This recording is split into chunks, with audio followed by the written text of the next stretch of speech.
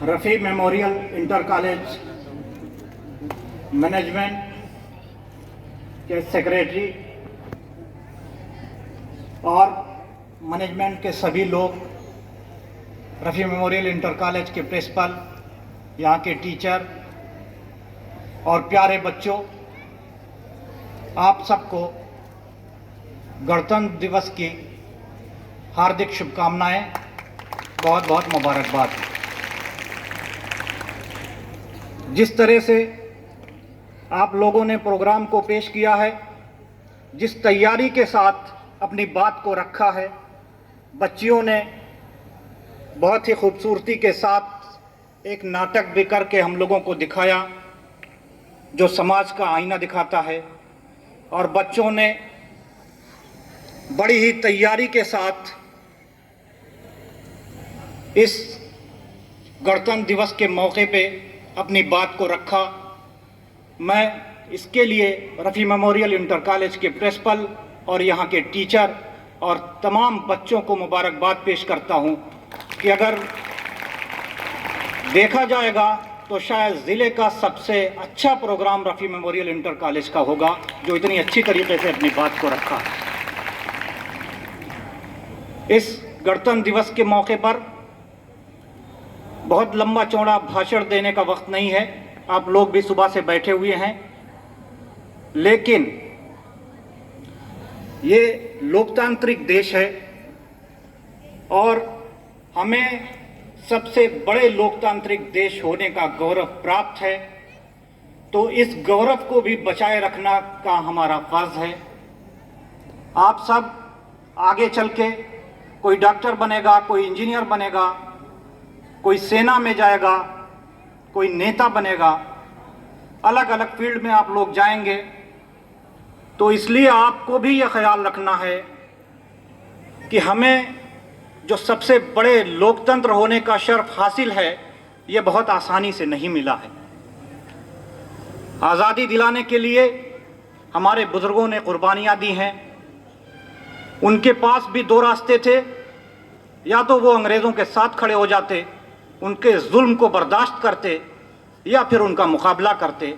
दो रास्ता था और हमारे बुजुर्गों ने, ज़्यादातर लोगों ने देश के मिल के ये फैसला किया कि हम अंग्रेज़ों के जुल्म को बर्दाश्त नहीं करेंगे, उनके खिलाफ लड़ेंगे और आज़ादी हासिल करेंगे। लेकिन कुछ ऐसे लोग भी थे जो उस वक्त डर गए, बुज़दिल थे, शायद कायर थे, वो अंग्रेज़ों के साथ खड़े हुए, उनकी मुखबरी करने लगे, उनसे माफ़ी मांगने लगे, और उस वक्त भी देश की आज़ादी का जो मूवमेंट चल रहा था उसको नुकसान पहुंचाया। इसकी जानकारी भी आप लोगों को होना चाहिए। आज जब हम उन शहीदों को याद कर रहे हैं तो उनकी इन कुर्बानियां बेकार ना जाएं, इस पे भी हमें रोशनी डालना ज़रूरी है, क्योंकि उन्होंने आसान रास्ता नहीं अख्तियार किया। उन्होंने अंग्रेज़ों के सामने झुकने का इरादा नहीं किया। उन्होंने अंग्रेज़ों से कहा कि हमें फांसी का फंदा कबूल है, लेकिन इस देश को गुलाम रहने दें, यह हमें बर्दाश्त नहीं। और हमारे तमाम शहीदों ने, चाहे शहीद भगत सिंह जी हों या अशफाकुल्लाह खां हों या राम प्रसाद बिस्मिल हों, इन्होंने बहुत हंसते हुए फांसी के फंदे को चूम लिया और इस देश की आज़ादी के लिए अपनी जान कुर्बान कर दी। आज जब हमारा देश तेजी से आगे बढ़ रहा था, तो शायद कुछ लोग आज भी हमारी गंगा जमनी तहजीब को खराब करना चाहते हैं, शायद हमारे बीच में नफरत फैलाना चाहते हैं और इस देश को कमज़ोर करना चाहते हैं। ऐसी ताकतें कौन हैं, इसको भी आप लोगों को देखना पड़ेगा, क्योंकि आप ही लोग इस देश के मुस्तकबिल हैं, आप ही लोग इस देश के भविष्य हैं, और आपको ही आगे चल के इस देश को संवारना और सजाना है।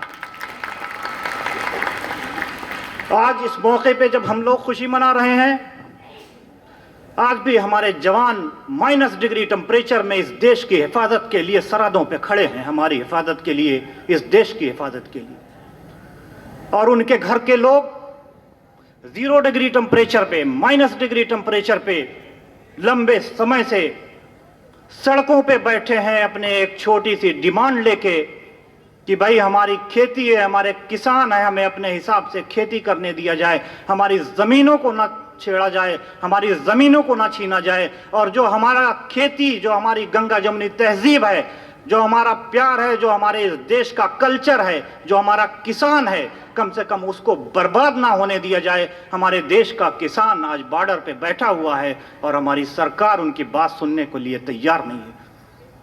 शायद लोकतंत्र में ऐसी चीज़ें होती नहीं हैं,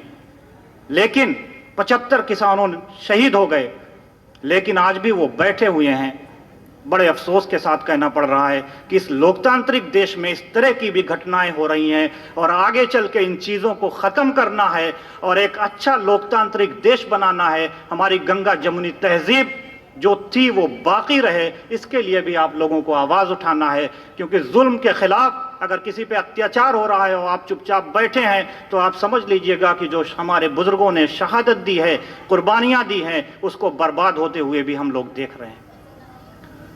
मैं बहुत ज़्यादा वक्त नहीं लूँगा, इन्हीं बातों के साथ अपनी बात ख़त्म करता हूँ और एक बार फिर आप लोगों को बहुत मुबारकबाद देता हूँ, और ये उम्मीद करता हूँ कि आगे चल के आप लोग और मेहनत से पढ़ाई करेंगे और इस देश के लिए, अपने मुल्क के लिए, अपने मुल्क की गंगा जमुनी तहजीब के लिए, अपने किसानों के लिए आप लोग खड़े रहेंगे, ईमानदारी से खड़े रहेंगे और हर जुल्म के ख़िलाफ़ आवाज़ उठाएंगे। जय हिंद, हिंदुस्तान जिंदाबाद।